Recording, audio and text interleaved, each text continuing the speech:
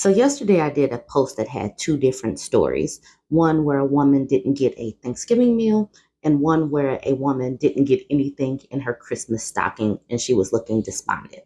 And so this woman just made this comment. She put in quotes, "Where are the women that used to pack lunches?" I highlighted this one because the women that used to pack lunches were probably like these women, where where women would cater to a man or cater to their family, and then all of a sudden it just snapped that her efforts are not being reciprocated. I say time and time again, and this is going to take a lot of deprogramming to reprogram this. Pour into the people who have poured into you. Stop giving, giving, giving of yourself. Create boundaries because people that have no boundaries will continue to take, take, take. So you have to be the one that create the boundaries for yourself. This woman on my YouTube page, she said, "Let the world crumble. Walk away, ladies." And I said that this is going to be the title for this video. It is because people know if women were to walk away, if women were to stop with all the unpaid labor and put up boundaries and allow others to reciprocate, it would tumble. It would crumble because our labor, our free labor, is unappreciated as it stands. So it's going to take pulling back majorly before people understand that women are tired of being undervalued and unappreciated. So, like I said, let the world crumble. Walk away, ladies. That is the title of this video. And I'm about to read some of the comments that were on this particular video because so many this video resonated with so many women, and not just in the romantic sense, but in a family sense as well.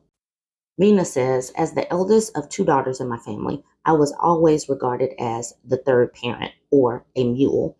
This has continued throughout my life where I was expected to assist my mother and sister financially because they were struggling. I asserted boundaries 15 years ago and haven't paid any of their electric bills, car notes, niece or nephew's school clothes, and so forth since then. I don't have a good relationship with my sister and haven't given her a dime in 15 years, though I still send money to my mother, niece, and nephews for Christmas. However, I rarely get any gifts from them, and sometimes I don't even get a thank you. This year, I've decided not to send anyone anything as I'm tired of being taken for granted and sick of not being appreciated. I stopped doing Thanksgiving during COVID because it was just too much work for too little reward. I either spend it alone or with friends now. I decided not to visit my mother or other extended family this Christmas, and likely will spend it alone as many of my friends will be away. I can only imagine how women feel when their labor goes unappreciated around the holidays.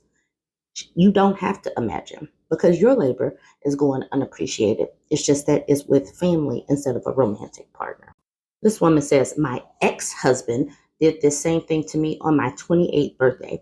I cooked everything myself, barbecued, and invited everyone to come celebrate. He didn't plan anything and only got me two of those adult coloring books as a gift.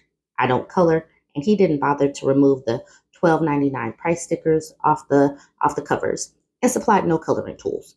Anyways, I was so busy hosting my party that I fixed my plate and put it in the microwave until after I had finished serving the kids. After a few drinks, I was famished and went to eat my food, but he had eaten it all. He laughed like it was funny. There was nothing left after the guests left. I left him less than a year later, and that was 4 years ago. He knew it was mine. He didn't help clean up afterwards. He hated me. Simple." So this person says, "What is going on inside these men that they would willingly sign up to live their daily life with someone they despise? Why do they do that?" And then someone at the bottom also asks, "Out of curiosity, what was the relationship like after that?" Let's see, because she does answer. She says, "I asked for couples counseling for months to no avail. To him, it wasn't that serious, but it was one of many hateful occurrences. Another way of being when he yelled 'shut up' to me when we had guests over for game night. We were playing spades and my team was winning and we were jokingly trash talking. Everyone was laughing at my jokes and he went off. The year before that, he left for a volunteer trip with his school's football 16, the day I began having a miscarriage of what would have been our fourth. He kissed me on the forehead and said he was sorry that I was in pain and proceeded to go out of state for a week at the beach for team building and pouring into the black male youth. There were so many other occurrences, and to be honest, I ignored so many, many red flags. By October, I was sleeping in rooms with our kids exclusively, and by December, I had a restraining order against him for DV. He didn't physically touch me, but he punched through the headboard over my head when I fell asleep because I told him I was done with the relationship indefinitely and that I was leaving him because he became violent. He destroyed the whole headboard, TV, punched multiple holes in the walls, and I'm sure that if I hadn't hidden the pew pew before going to bed, I wouldn't be typing this now. We were separated before Christmas and we have been separated since. Divorce is pending. He's completely abandoned our children and our responsibility of them too. He's told people he wasn't sure if they were his to validate his absence and neglect. We have not seen him in over 2 years. Good riddance. Side note, he's a pastor now apparently and teaches ninth grade biology at a private Christian school. Of course, I've been painted as the secular woman of the night wife who won't let him see his children and who blindsided him by leaving. Okay, this woman says, when I was still married, my husband let me be a stay-at-home wife. After the first 6 months, he was complaining about our wedding ring payments. So I decided to get a part-time job as a caregiver. I had to be away from home 3 days a week. When I would come home, there would be no food for me, like nothing. Sometimes I hid crackers and nuts in my bra. House would be a mess. I used to meal prep and clean everything before leaving for my shift. I had to confide in my boss for food and it put me in a vulnerable position. I moved away, divorced him. I can't deal with men going forward. I can't take the risk. I'd rather have money, wine, and pets. This woman said, I asked several coworkers if they started Christmas shopping, and all of the married men, every one, said their wife does all that. Hope they aren't getting empty stockings. This woman says, not a mom, but I was parentified from a pretty young age, as well as helping to raise my nieces and nephew until my sister got engaged 2 years ago. And I really feel this too. My family has always been poor, and Christmas has always been a bit of a struggle. And if I got money or gift cards from relatives as a kid or teen, I would always spend it on my siblings or parents. Once I got my first job, I started spoiling everyone on Christmas, birthdays, my younger siblings especially. One Christmas, after staying up all night wrapping presents and cooking for everyone, my 9-year-old brother came over and said he had something for me.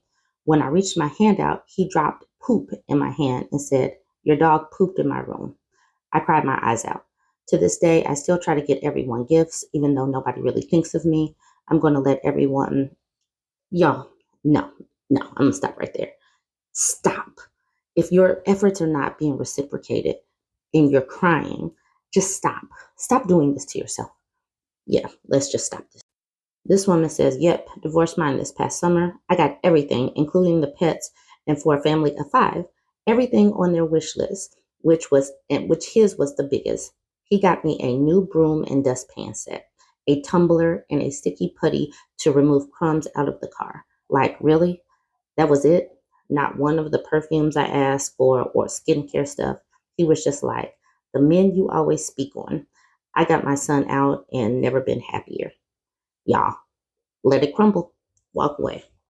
This woman says, with my first husband, we were poor. We worked opposite shifts, his day shift and me second or third. So one of us was always home for the kids because we couldn't afford childcare. More than once, I would make a 9 by 11 casserole dinner and have it in the oven cooking when I would leave for work and come home at 11 p.m. thinking I was going to reheat a delicious meal I made after a hot shower to find the whole casserole had been eaten. Now, we only had 2 small boys, 6 and 10, so I know that they weren't eating up a whole casserole, and with normal eating, a casserole like that would have lasted us 2 or 3 meals. That man would basically eat a whole casserole and not even leave me a serving so I could eat after a long evening of working. Ladies, I'm going to reiterate, let it crumble. Just walk away. If people are not reciprocating, if you're not feeling loved and supported, it's not about the amount of money that these things cost, but effort and energy. They're not reciprocating. They're not loving you. They don't care about you. Walk away. Jump in the comments. Let me know what you think. Don't forget to like, comment, and share.